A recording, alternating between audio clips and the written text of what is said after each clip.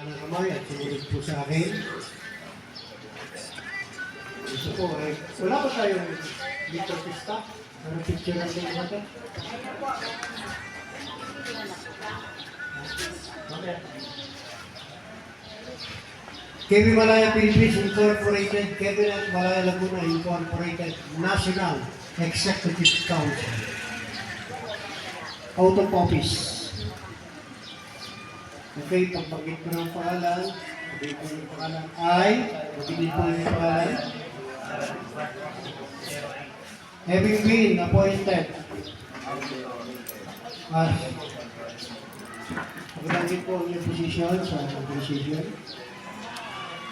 do hereby solemnly swear to abide by and uphold the Constitution and bylaws of this organization, to keep faith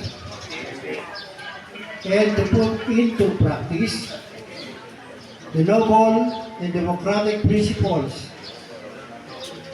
as non-government organization.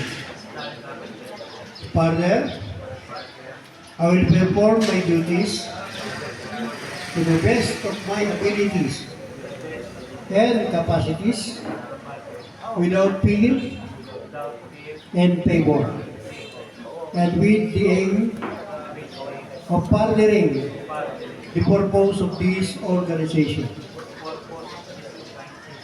In addition, advancing the interests of the community to which it is dedicated, to conduct myself in a manner befitting the good and being honor and prestige to the organization. I pledge to promote the KB Malaya Philippines Incorporated Advocacy, volunteerism, our way to help. Congratulations, you are now member of KB Malaya, effective